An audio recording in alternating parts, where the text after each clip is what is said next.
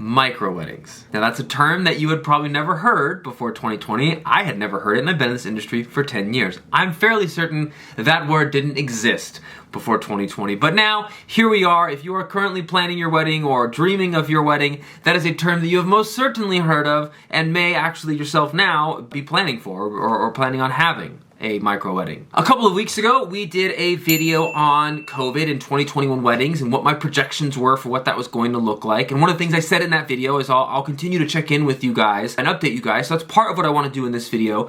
But the other thing I want to do is kind of go to part 2 of that conversation, which is, okay, if 2021 weddings do have a chance of being affected in some way and we have to have, certain continuing restrictions, what does it look like to have a smaller wedding?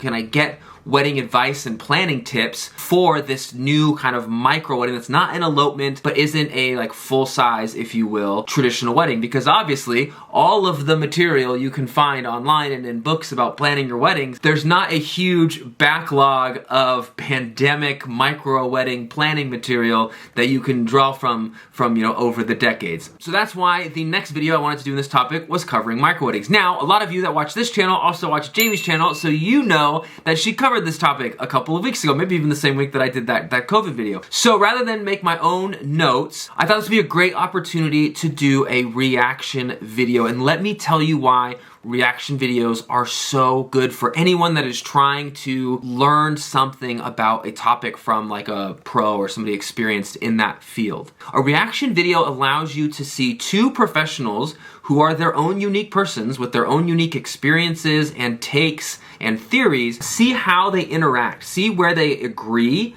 to really solidify your knowledge, yeah, it seems like multiple people agree on this point, or to also see where they're divergent, where they say, okay, I see why they're doing this, here's my experience in this and why I might do it this way. So for myself, anytime I'm trying to learn about a topic and I find a source that I really appreciate their knowledge and the way they present it, and I feel like they're a source of knowledge I can trust, the very next thing I want to do with that source is find videos where they're reacting to other pros, and then find videos where other pros in that field are reacting to them. So if you enjoyed this video, let me know, and yeah, we'll get some more reaction videos into the mix. So without further ado, that might have been a little bit too long of a hook, but whatever. Without further ado, let's just jump right in.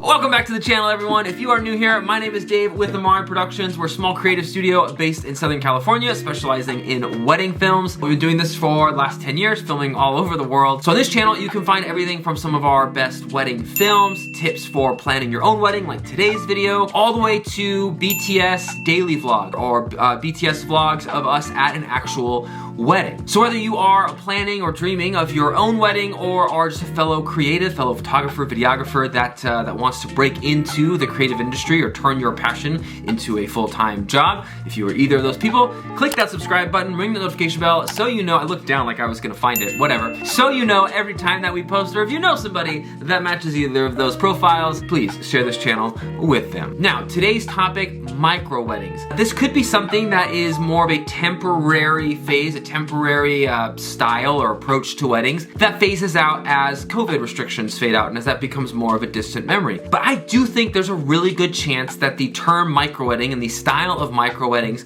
is here to stay. Because what a micro wedding allows you to do, if you are on a tighter budget, is allows you to have everything that you dreamed of having and get it within or closer to that budget without having to go full scale elopement or the traditional elopement style of wedding. So while I think the pandemic ushered in micro weddings and definitely made them more widespread and well known, I do think it is a trend that is here to stay. Now, I might have got ahead of myself. Again, I haven't watched this video, so maybe she talks about this in the video. But without further ado, let's jump right in. Well, hello, lovely humans, and welcome back to my channel. If you're new here, hey, my name's Jamie. Welcome. Bienvenidos. I'm a wedding planner, and I like to do wedding planning tip videos. And while you're here, I'd love if you jumped on down there and hit that subscribe button to follow along with our wedding planning journey. And while we're riding the subscribe train, yeah, do that. Go to Jamie's channel and hit subscribe if you're not already subscribed to her channel. I'll put the little box up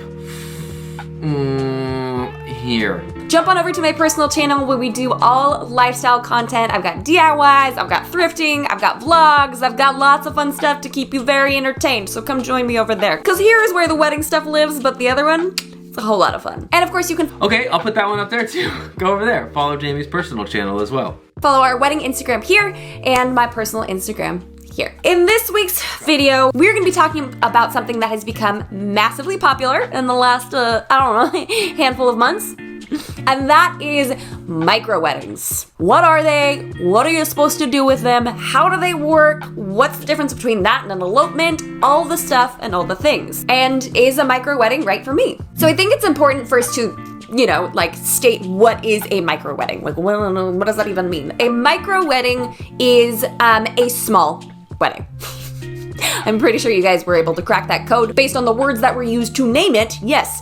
But oftentimes it can be kind of confused with an elopement or a mini-moni, and now I might be busting out words that some of you are like, those aren't real. What is a mini-moni? A micro wedding is the same exact thing as a big traditional wedding, just on a smaller scale. So you do all of the same traditional things that you would at a big wedding. You have your ceremony, followed by your cocktail hour, and then your reception. You just do it with less people, which obviously right now in the 2020 time and space is a lot more alluring and or is the only feasible option for people. But now that this trend has become so much more popular, my hope is that moving forward people will still see this as a very viable option. But whether or not this whole micro wedding movement was... Okay, so Jamie and I are on the same page from the get-go. Yeah, just like she said, it's different than an elopement because elopement has very unique traditions unique to an elopement versus a regular wedding, whereas a micro wedding is going to be everything that you would have at a normal wedding, just on a smaller scale for right now because of the pandemic. But long term, this could be a great way for people on a tighter budget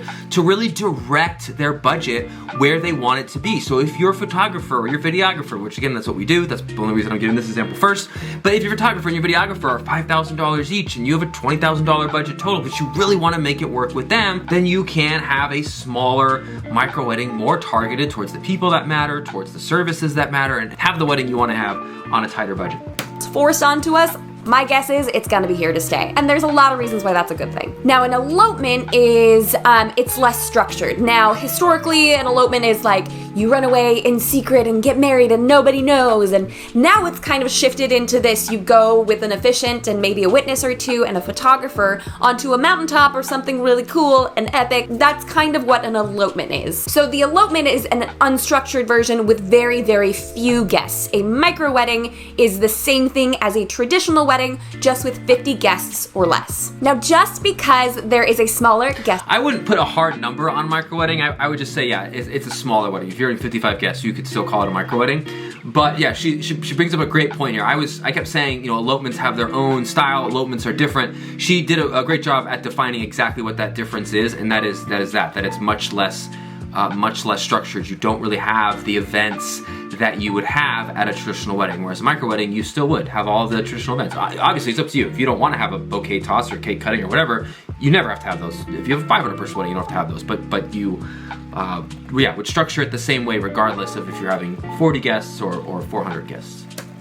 Count does not mean that it has to be any less special or any less traditional. Honestly, most micro weddings these days are a cross between an elopement and a traditional event, because with a smaller group of people, you have so many more options that you can do. For example, if you have 20 guests, it's pretty easy to have a flash mob style ceremony on the steps of the Met. Like, I think that's a thing. The Met has steps. So, not the Met, but we've done this. A micro wedding does make it easier to break the rules and go have a wedding someplace that you were supposed to get a permit for that you didn't get a permit for. If you have 20 people and you're gonna have a 5-minute wedding, you could probably get the whole thing done before security finds you or before, park service or park rangers come kick you off the beach, for example. I can neither confirm nor deny that we have been party to a wedding that has done this on the beach. Right? But you don't necessarily have to go formally reserve a venue for your ceremony if it's just 20 people, 25 people. In fact, I've always had this, I've always wanted to be a part of a flash mob ceremony. I don't know what it is, but it just sounds like so much fun to me, where you just like tell guests to arrive at a certain spot. There are no chairs. The officiant walks out, you guys walk out, get married, and then everyone goes to the cocktail hour and to have food and to hang out. I don't know what it is about that concept, but that's really exciting to me, and I hope one day that I get to be a part of that. And I'm gonna call it a flash mob ceremony, because that's what it's gonna be like. Just everyone shows up. Actually, the first wedding that Mariah, my wife, and I ever filmed as our like own company was exactly this. They ran out on the beach, we had this ceremony. It's so weird, I remember the exact day. It was April 30th, 2010. Look it up, guarantee it was a Saturday, April 30th. Does the dang thing and then takes off. Along with the ability to choose a more unique location and or not even pay for a ceremony location, having fewer guests frees you up in so many ways. First of all, there's less work to do. If you are DIYing, she might cover this on the reception venue, but in case she doesn't, I wanna make sure I get this in. With her point and this point that I'm about to give you combined, this is already going to be a massive savings on budget. So you do a flash mob style ceremony. You just go to the park, you go to the beach, you go someplace pretty, you have a ceremony, so you're not paying for a ceremony venue there. Now, if you're having a 40 person, 20 person wedding, depending on your contacts and who you know, you might be able to get away with having the reception venue without paying as well. Now, having it at the park, like a reception at the park without a permit, is a lot harder because you're gonna be there for a long time. You have to have tables and chairs and food. So in that case, I would get a permit if you're gonna have it at the park. But if you know somebody with a yard, or if you know your church or whatever, it doesn't have to be a house, it could be a church, it could be a house, or yeah, anybody that's private property that's in your family or extended family or friends or anything that just has a big enough plot of grass or dirt or wherever, you could also have your reception free of charge. And anyone that's looking at any budget will tell you the biggest chunk of your budget that's gonna just immediately disappear is reserving your venue. So whether or not she covers that in this video, I wanna make sure I get that in there. Yeah, here's how we already are going to make the micro wedding so much more cost effective. See, look at that, 1-2 tag team punch. From favors to centerpieces, you will be physically making a heck of a lot less than you would if you had 100 guests or 200 guests. With fewer guests, it also kind of limits your options. Most likely you're not gonna be going to a reception hall that holds about 300 people, because that'll feel a little cavernous if you only have 30.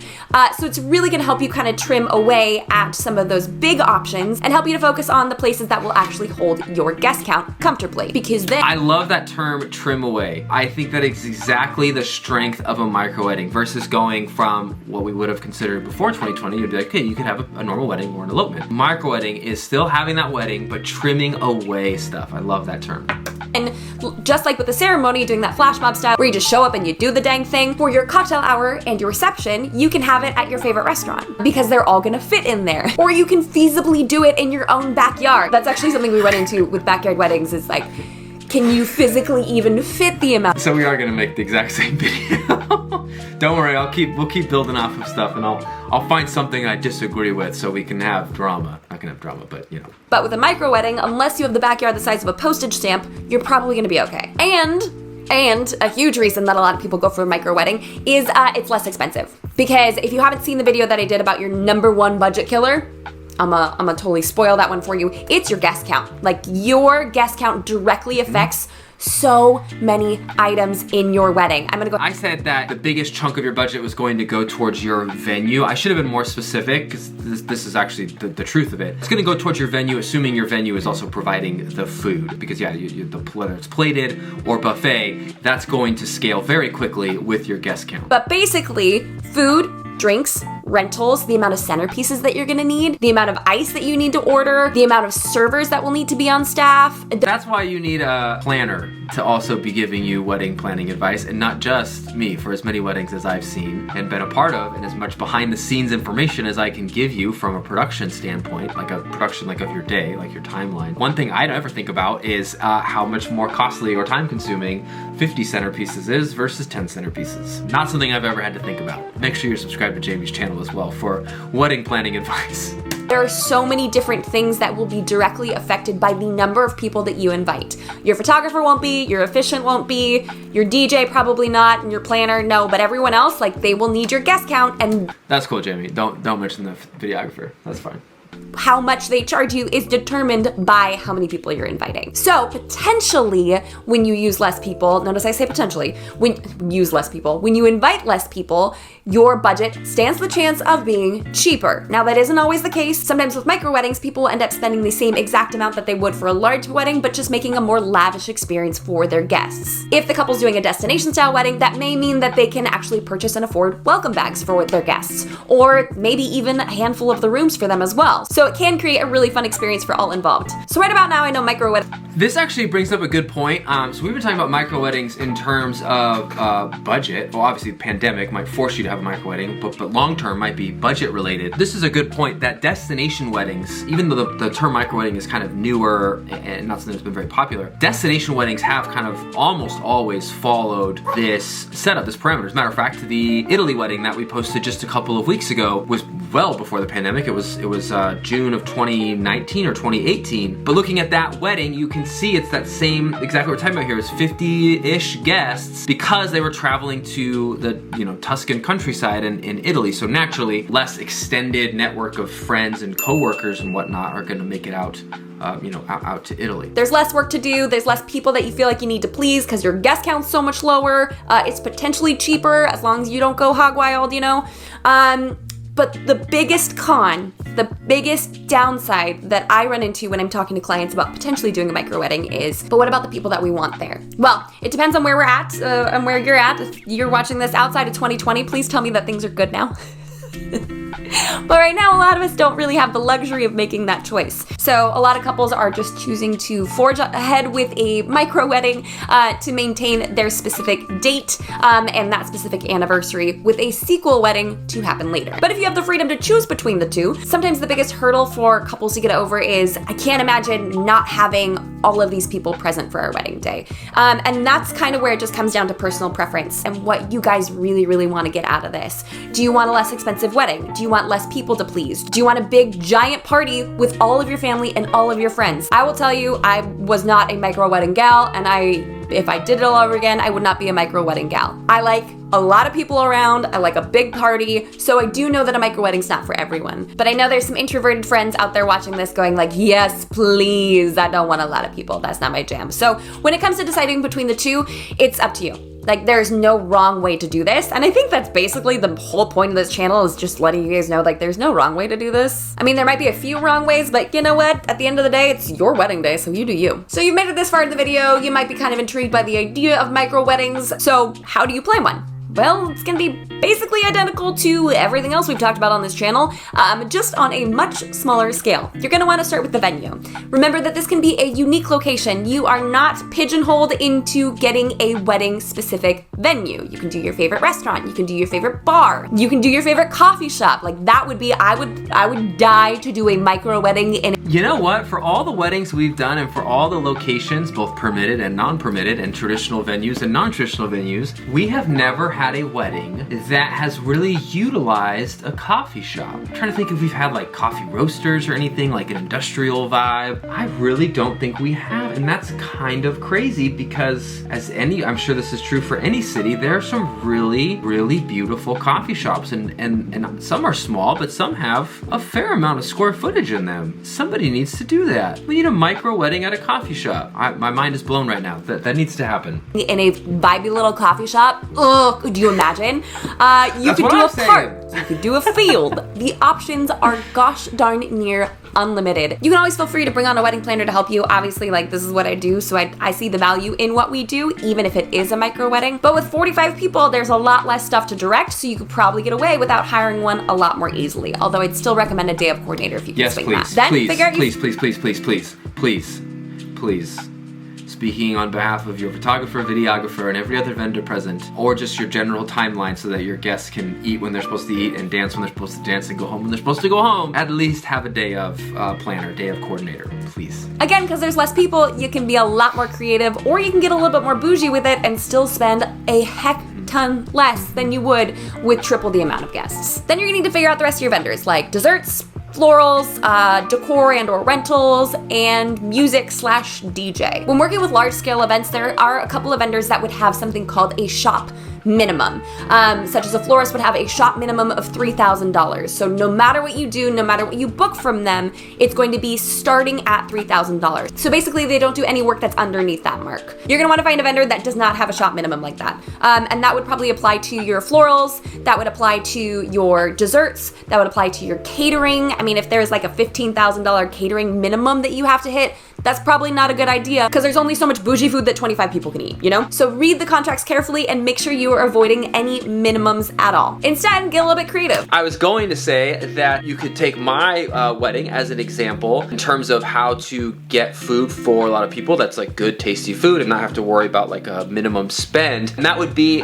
taco carts. At least if you're in Southern California, I don't know how popular they are outside of where we are, but here, taco carts, you'll have them at like church events and stuff like that. They're just, it's so good. It's so good, it's so good. So I had a wedding that I filmed at that the food was just delicious and it was a taco cart and I thought, well, this must have come from a restaurant. Where can I go get this when I'm not filming weddings? Because I want to go find this place and eat there. And I got their card and it turns out, no, it was just like a family-owned taco cart. All they did was events. And so when we got engaged, one of like the 2 jobs that Mariah gave me to handle besides video was figure out the food. So I called this place and yeah, we fed 175 people for like $800 with a ton of extra food afterwards. So yeah, 100% recommend taco carts or something equivalent if you're trying to feed people a lot or a little, but not have to worry about like a minimum spend. Contracts carefully and make sure you are avoiding any minimums at all. Instead, get a little bit creative. Talk to a local bakery down the street and have someone pick up cupcakes instead, because you do not need a cake for 20 people. Like, that feels a little bit excessive. So get creative with it. Also, it's a lot easier to pick up 3 centerpieces than it is to pick up 15 centerpieces. So maybe you can find a florist that will allow you to pick up your own or have someone pick them up for you. So you can still get professionals in all these categories, but your experience is just going to look slightly different. And lastly, find a way to make it personal. It's kind of hard to have it not be personal when it is such a small group, but there's a way to be really intentional about it. I love it when people write personal vows, especially in a smaller structure like that.